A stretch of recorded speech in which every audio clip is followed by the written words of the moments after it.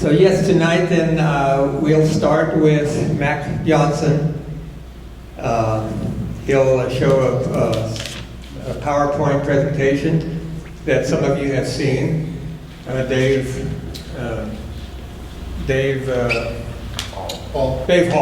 Hall, I think, put this together, and it's a very effective, very comprehensive presentation of what's right over here, 20 some miles in Bangor.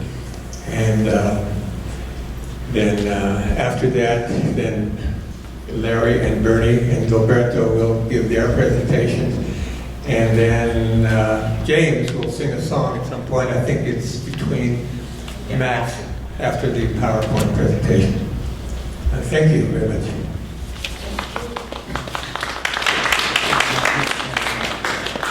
Hello, good evening. As he said, my name is Matt.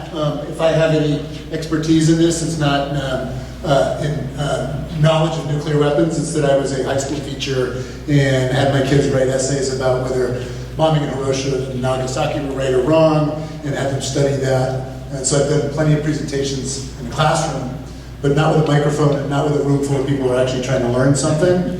So I consider you guys a friendly audience. Anyway, this PowerPoint has some things added to it that may not always make a logical sense, but it should be a useful presentation. But I'm going to ask you a couple things. First, how many of you guys feel like you know a lot about nuclear weapons? Okay, that would definitely be some of us, people who've been active or studied it. And how many of you know almost nothing beyond Hiroshima, Nagasaki? The U.S. used them in World War II. They're very powerful. Okay, so this will be a mix of that and some other of this presentation, some basic facts. There's a couple terms you may want to know that aren't in this presentation, and I'll show them briefly. One is atomic or nuclear weapons, and there's a different way of creating an atomic chain reaction. The physics of it, whether you use uranium, plutonium, whether it's a hydrogen bomb, atomic bomb, not really our concern tonight, although some of the technical issues about making nuclear bombs go off near their target are in here. Basically, there's three parts to a nuclear delivery system. Basically, you got a bomb, how do you get it to land where you want it? So the U.S. has nuclear weapons delivery systems that are on missiles in ground silos, and they are on submarines, which is the Trident program that we're focusing on, and that these fine gentlemen have been protesting and are going to trial over. And then there's other ones that are launched on bombers, cruise missiles, or from surface ships. So picture that this is a submarine. Okay, they are this color. They're black, but they're a little bit bigger. There, could you hold this? So in these submarines, each one of these pens is like a missile silo. It's a tube. It comes up through the roof of the submarine. So when you want to launch one, or 196 of them, that's how many you can have on one Trident submarine. They open the tops here, and they launch a missile. It's called a delivery vehicle. Okay? So here's Bangor, here's China, or Iraq, or wherever, Russia, wherever we're going. And then once that is in the air, the nose cone comes off. So this is the delivery vehicle, and in here are warheads. A warhead is a bomb. So it's a nuclear bomb called a hydrogen bomb, and it comes off of here. And then inside this warhead, there are 5 to 8 bombs inside of it. So when we launch one of these Tridents, they don't just have one bomb that hits a target, they have a bunch of them, right? So just in case one misses, misfires, doesn't go deep enough, a whole bunch of them hit one target. And each one of these are several times more powerful than the bombs that destroyed Hiroshima. And I have some information on what it might do on a modern city. Does everybody follow that so far? Mm-hmm. Yeah, so what we want to do is keep these things in the submarine. Not just keep them in the submarine. Take the submarines apart, take the missiles apart, bury the nuclear waste, and reverse that whole process. Okay, so another couple terms on here are two things that will come up that are called first strike and deterrence. Probably if you know a little bit about nuclear weapons, you know that the stated official goal of most countries that have a large military or that have nuclear weapons is deterrence. It is we will only make these things to prevent somebody else from attacking us. So they're there as a big stick. So that's deterrence, right? One problem with deterrence is it causes other countries or groups to develop their own deterrent. So if you have any questions about why Russia is worried about NATO or why North Korea is building nuclear weapons, one answer to that is they are doing it to deter or reduce the possibility of success of an attack. Then the other term is what's called first strike, which is what these missiles are designed to do with the multiple weapons and the targeting system and the hidden submarines. They're designed not just to scare somebody out of doing something that we don't like. They are designed to hit a command center, a nuclear missile silo, at the Pentagon, the Kremlin, someplace like that, to hit it first and disable an opponent so that they can't attack us first or second. Does everybody follow that? So, and then there's all kinds of other terms, like mutually assured destruction and massive retaliation, all terms from the Cold War. Many of those still apply, but the key thing we're getting at here, and that these fine people have gone to such great lengths to educate the public about, is our government's making more of them. They're planning on spending $100 trillion on this over the next generation or two, and they don't know where they're going to get it from, and it seems to be provoking other countries to up their defenses and build up their missile systems.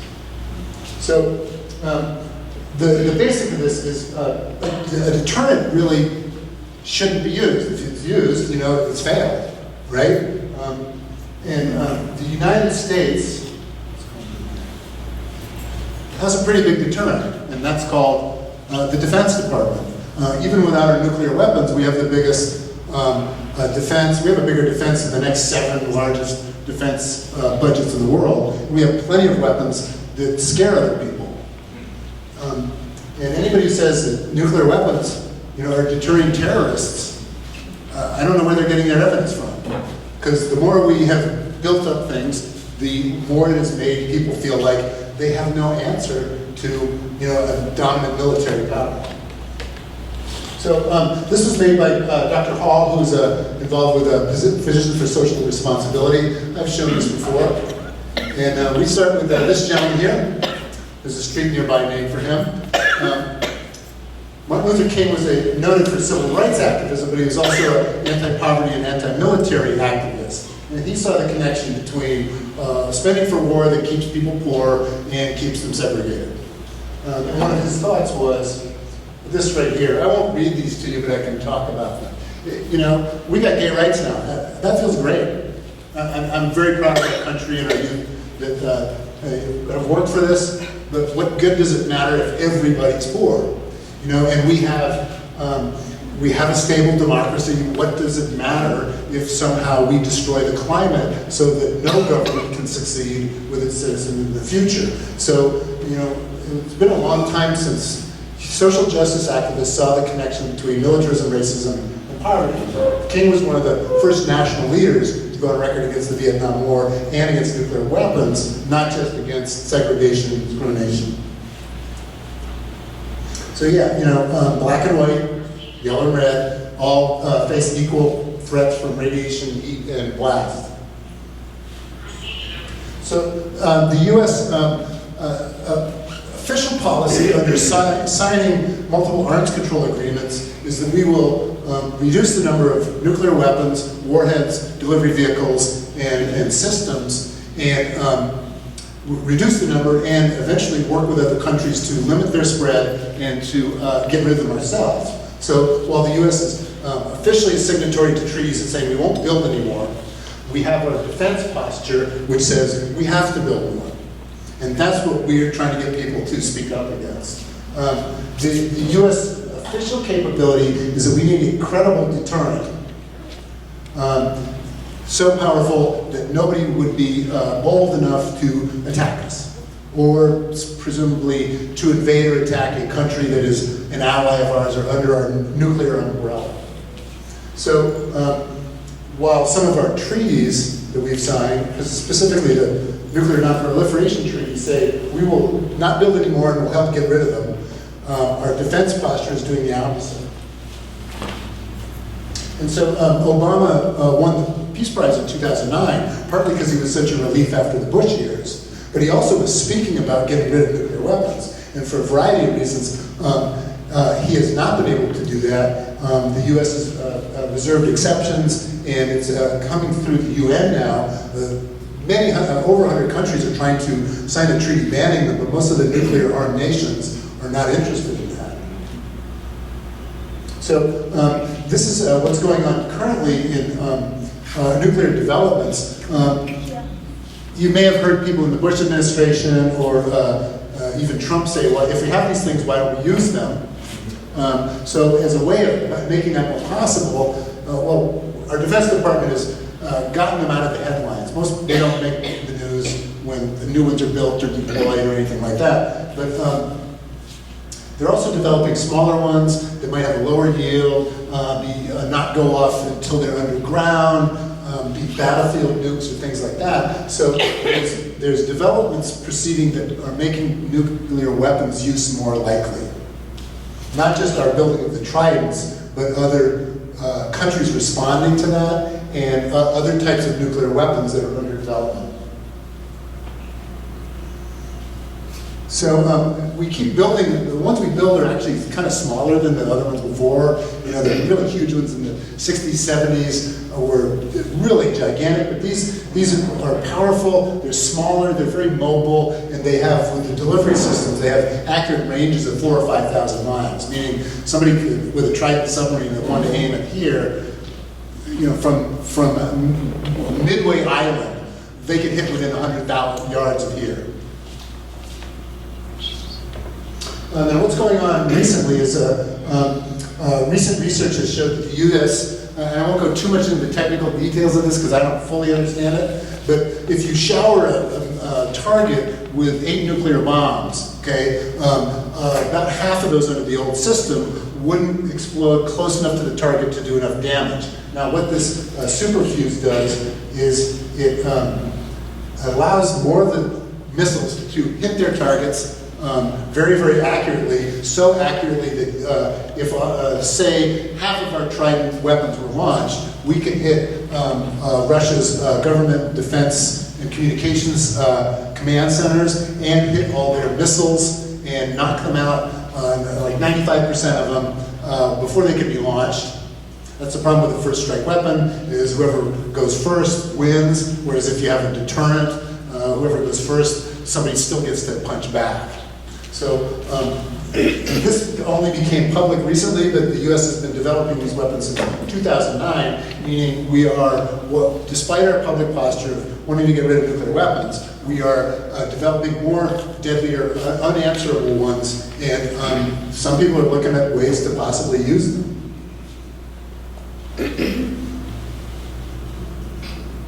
And this is a difficult to understand diagram. This was added recently. I'll go through it quickly. But these are the amount of warheads we have deployed. And these ones up here have this new technology, which means that they can hit their target just as accurately, but twice as many things will detonate and destroy that target. Diagram on that.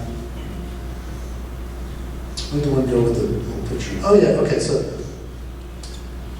this is where the old bombs would have, this is where they would hit to make them really, really deadly and accurate. The new system makes it more likely that more of them will blow up in there and hit down here. And this is destruction underground. So this, if this is a scale diagram, there's the Capitol. It's pretty big. Big hole.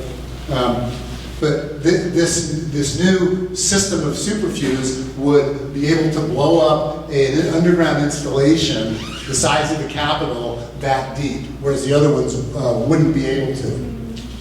And if you're in a conflict with another country and you think that they are going to launch nuclear weapons first, what is your logical response? You go first. You go first, right. Whereas the logic of deterrence allows a country to say we will not launch them first, but we have enough left that even if you attack us first, we have enough left over to attack second, and it really won't be worth your while.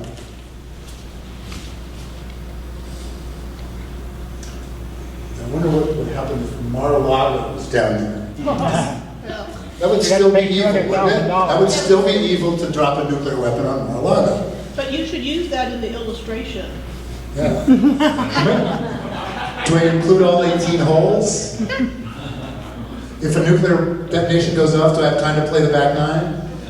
President of China's there. So this is what we got with our submarines. There are two main submarine bases. There's one in Kings Bay, Georgia. There's one right in Kitsap County. It's literally in my backyard. I live a quarter mile from the Bangor fence. Each one has, I'm not up on the exact specifics, but about 8 submarines there.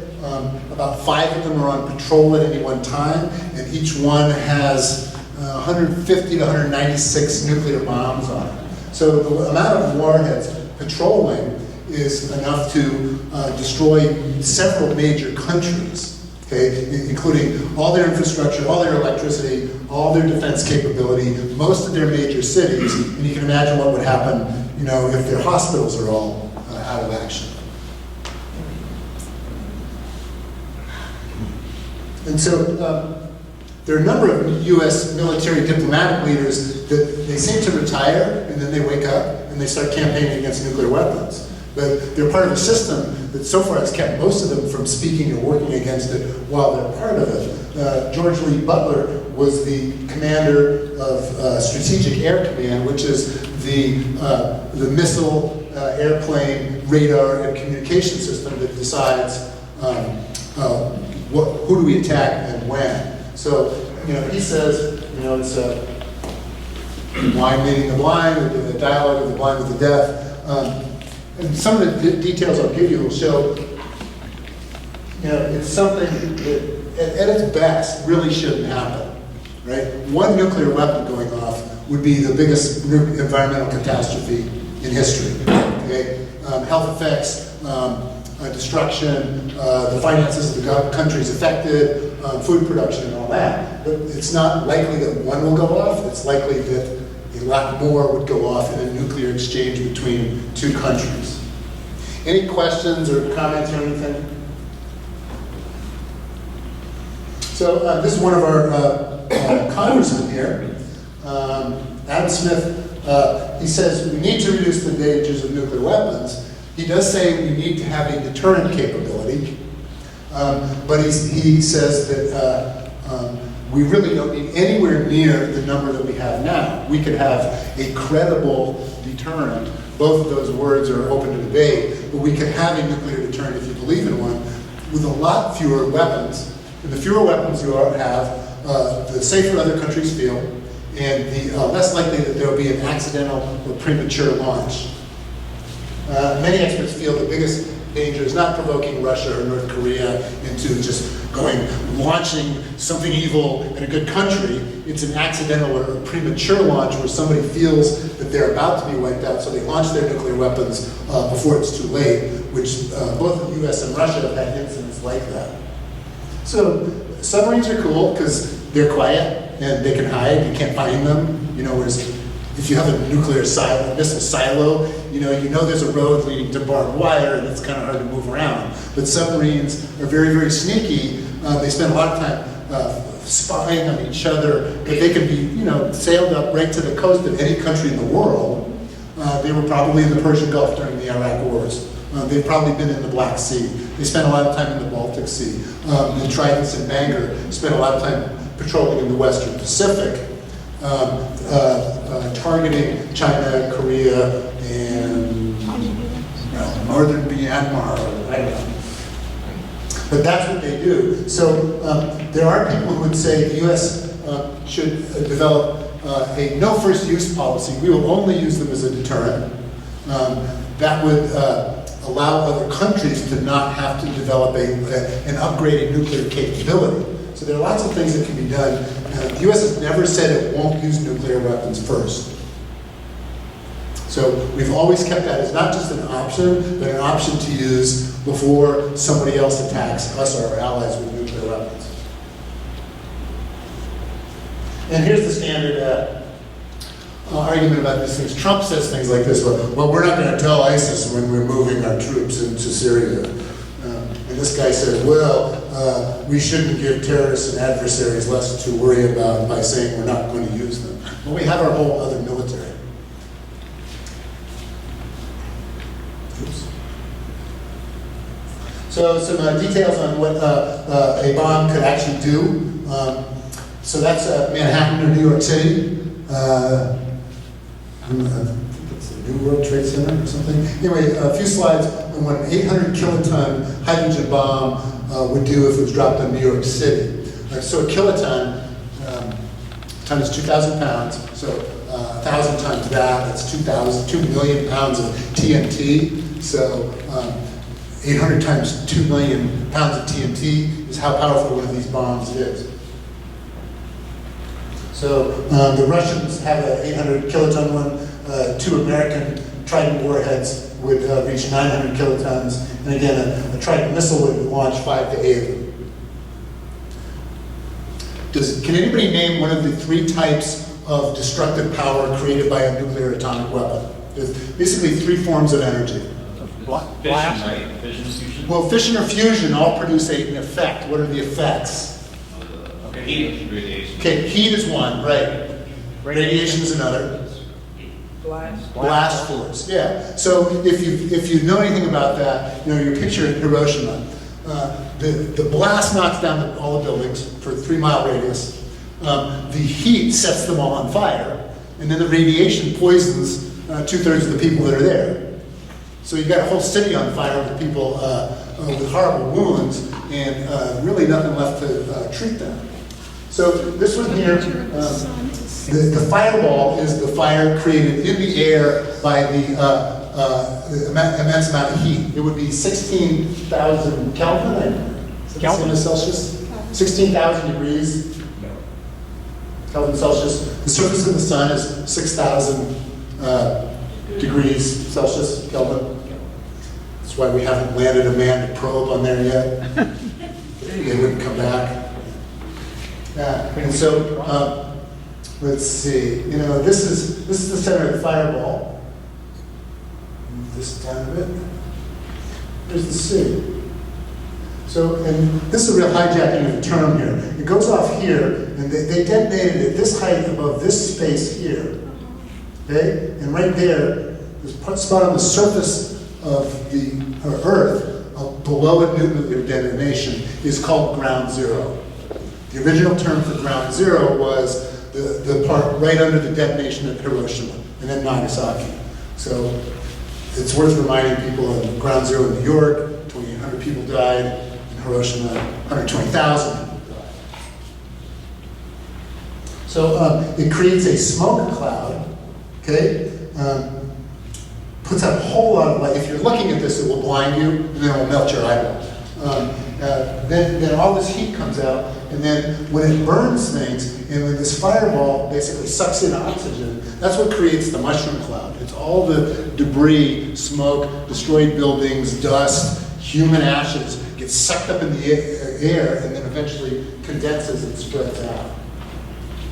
So there's ground zero down there. If the bomb detonated here, it wouldn't cause as much devastation as if it detonates up in the air. You need to have fewer surface features that block the powerful effects. So 34 seconds afterwards,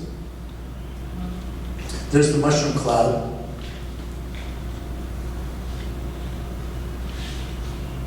And they're 30, 40,000 feet high. We have films of dozens and dozens of them from Hiroshima and Nagasaki and from testing in Russia and the Pacific and places. So this is a part of the firestorm winds. It sucks in air, oxygen, and launches it skyward. If you know anything about firebombing of cities in World War II, the firestorm creates a suction that will pull people into the fire while they're running away.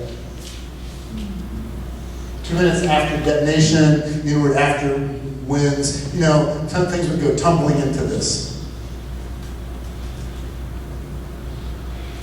So this would be the fire zone. This is basically no 100% certainty of a massive fire, no survivors, and this would be fire over most of the places, most people dead. How large a diameter are those two circles? Does it say? It's shown on here, No. but you know, there's the George Washington Bridge, I think. Like 7, 8 miles. Yeah, it's several miles across. There's the island of Manhattan right there. Queens. Yeah.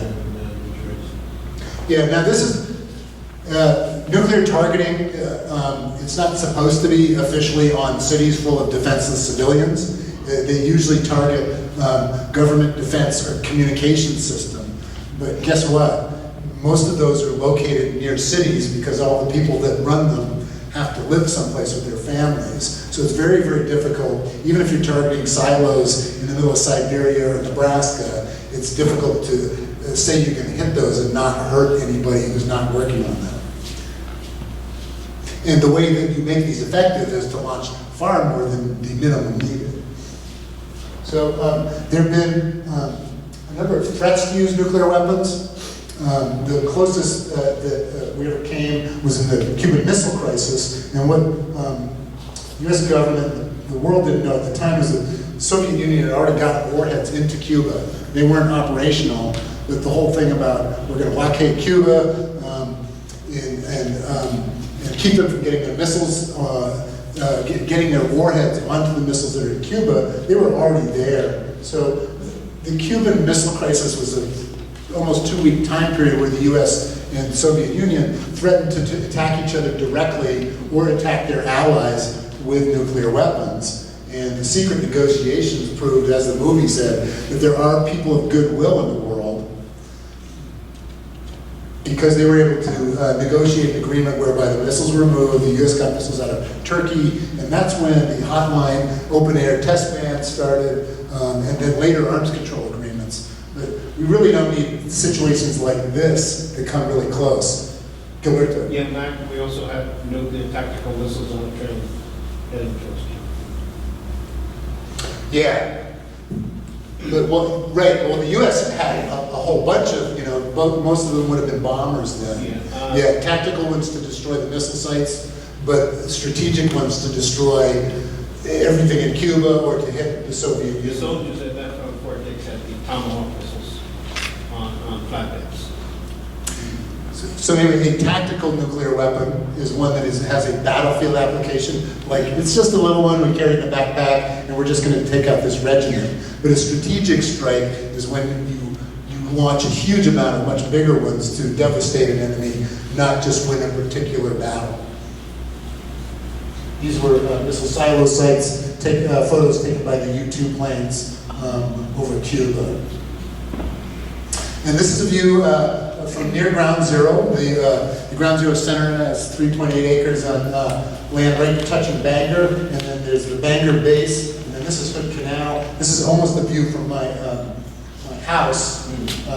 These are the Brothers, Jupiter, Mount Constance, and this is a Trident submarine. It's about 580 feet long. You see most of it, but not all of it there. It actually cruises in the Hood Canal to do acoustics and systems testing, and you can see it go by, and then when it gets closer, I can see it go by my house. And then when it gets around here, you see it submerge, and then all these surface ships that go with it hang around here. They go behind this peninsula here, into Daybot Bay near Quilcene, which has a very deep bay, and they have underwater listening systems there, and navies from other countries sometimes do testing there too. So each one of these has a silo here, and the sailors, checking open the hatches, they walk around on the top there, and these things sail by our houses from time to time. They open the Hood Canal Bridge to let the submarines go in and out of Hood Canal. And so from Bangor, they get deployed through the Hood Canal Bridge, they go by Port Angeles, out the Strait of Juan de Fuca, out into the Pacific. 3 months later, they pop up in Hawaii. 3 months later, they pop up in sometimes Australia. And then 7 months later, they come home. So here's some of the more of this information here. Yeah, the total, 12 by 40, 400 per submarine. And the official order to begin building the new ones was signed just before Trump came into office, January 4th of this year. And then here's some slides on the effects of the health and climate effects of nuclear weapons. This focuses on the debris that goes into the air. What's it called when nuclear junk gets so bad that it blots out the sun? Well, nuclear winter. Correct, But are you going to address, what? No, the conjunction of the last gasp effort to save us from climate change and the use of nuclear winter? I'm not sure exactly what you mean, but you can easily go, a flippant person or a person who wants to find some hope in this situation might ask themselves, would nuclear winter cancel out global warming? No, but I mean, That's not what you mean. Right? well, no, I mean when they finally have to, when we screw ourselves over so bad that there's nothing else but this attempt. Oh, I haven't heard that specifically. Yeah, I've heard of when that happens, we'll all colonize the moon and Mars too. No. I think prevention is better than. Yeah. So anyway, you're asking, is there a plan, or do I know anything about an attempt to offset the effect of greenhouse Yeah. warming with nuclear winter? It's a big shade umbrella for the Earth. Yeah. Yes. It's a pretty thing. Well, this is what the shade umbrella will do. And I've been thinking about that a lot. I don't have the statistics, but I don't think that those two catastrophes would cancel each other out. They would cause their parallel effects. Same way, if you take a stimulant and a depressant, they don't cancel each other out. They send you sideways. So this would be the, this was originally a scenario where Pakistan and India escalate their war over Kashmir and all that, and launch 100 nuclear weapons against each other. So, these hit military targets and cities, and this is a dust cloud. So the darker it is, the more dust there is. And the unaffected areas, as you can see, are mostly areas that are too high in latitude for people to live. So this dust cloud would go up in here, hit the prevailing winds, go around the world. And what nuclear winter does is it blocks the sun differently from greenhouse gases, right, which let in the heat and trap it and don't let it out. This would keep the heat out. It would also keep the sunlight from hitting the earth. So if you just look at where these are, this is the Sahara Desert, but this is the Amazon Basin. This is Central Africa, India, China. These are, right here, the U.S. grain producing region. These are major areas of global food production, and they'll basically be knocked off the charts by a moderate-sized nuclear war, what some people call a limited nuclear war. So we have a base here on Washington. We have a base in the East Coast, Connecticut. Yeah. But where do they have other bases, submarine bases? Well, the U.S. has a number of submarine bases, right? Submarines are part of what's called conventional or non-nuclear warfare. The two Trident bases are at Bangor on Hood Canal and Kings Bay in Georgia. There's also, Britain buys Trident submarines, missiles, and warheads from the United States. And they have a Trident submarine base up in Scotland. So wouldn't they, it makes sense to me to take out our bases if they were going to attack Sure, us, yeah. so then we'd be all gone. Right, and that's the reason for a submarine. First target. It's pretty easy. You can almost find it in the papers when a boat is on patrol, but where is it, right? So, every family knows when their sailor's coming home. Is this back up? Right? So, definitely that's a target. So, I would just go out and open my coat if there was a nuclear detonation because I live so close to it. What the heck? But if you hit Kings Bay and Bangor, you haven't taken out the submarines that are out in the Pacific or in the Atlantic. But they're definitely targets. Boeing Field would be a target because it has command and control systems. Lewis McChord is a target because they deploy aircraft that supply these things. But we have submarine bases in Hawaii, in San Diego, and all that. Some of them are capable of launching various missiles with other warheads on them. So just because they're Trident, that doesn't mean we have other nuclear submarines too, right? Because my son-in-law was on one and he was stationed out of Connecticut. Yeah, well, that's where a lot of them are manufactured, Groton and New London, yeah, and in Rhode Island. But all of our submarines and most of our surface ships are nuclear powered, meaning they use a controlled chain reaction to turn the propeller.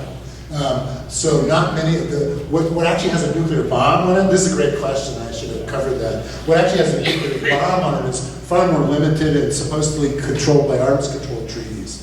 The US and Russia can inspect each other's submarines, bases and stuff like that with like 36 hours notice. And that's the essence of arms controls. How do you know that the other side is telling the truth? I mean, everybody knows that the US doesn't lie, right? So if we say we have X number of missiles, you gotta believe us. But how do we check the other side? And that's what's called verification. But there are no verification procedures with a country like China or North Korea or let alone Israel, which never denies or confirms whether it has them. Yeah. So, the climate consequences of a major one would be reduction of food production by 5 to 15% within a year, and a lot of these areas. A lot of these, India, China, places where people are really poor, they don't need a whole lot less food to die.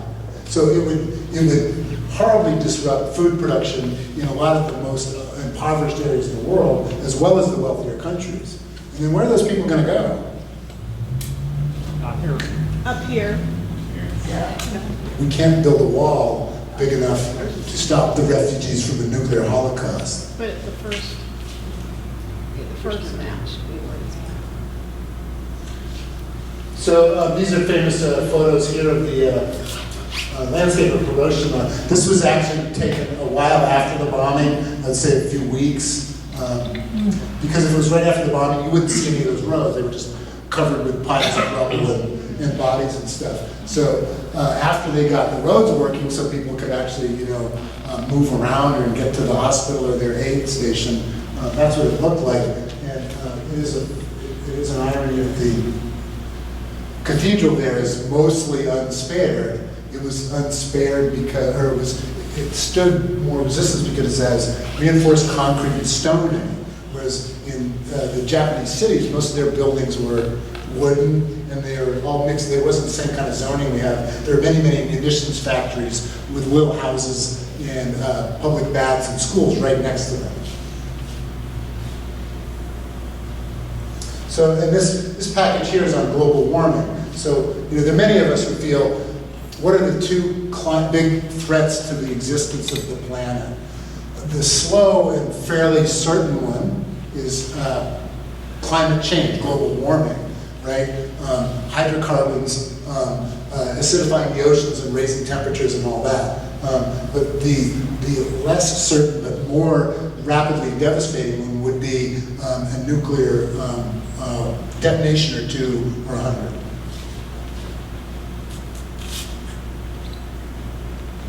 The current amount of global warming that's happening, there have been natural cycles of warming and cooling throughout the Earth's history. They result in warming periods where you get the dinosaurs and ice ages, where you get the mastodons and all that. But our climate is currently warming at 20 times faster than the traditional heat up in a global hot period. So this is more about these are the temperature drops. If there's an India-Pakistan war, the temperature would drop by 1.25 degrees Celsius. If there's a war with our high-alert nuclear weapons fought between us and Russia, 4 degrees Celsius. And then if we use basically all of ours, 8 degrees Celsius. And this is why a lot of people think, Trump's going about it the wrong way, but we ought to be talking to the Russians about different things, not whether he can get a $300 million loan to build some failing luxury hotel, right? But what is happening between the US and Russia that's causing our relationships to go into the toilet? And a lot of people feel it's the US nuclear upgrade combined with a missile defense system that would allow us to hit anybody first, and we'll clean up almost everything that comes back at us, and there's no way they can answer that. That's why they might want Ukraine for a buffer zone. Because if Ukraine joins NATO, they could put nuclear weapons or large missile and defense bases into a country that used to be part of the Soviet Union. Some people would like to, white supremacists would like northern Idaho to secede from the United States. Picture that happening, and then China and Russia putting nuclear weapons there. It's not a logical thing that any country should be asked to put up with. Burton. We got some time issues. Okay. Thank you. Yeah, mostly done.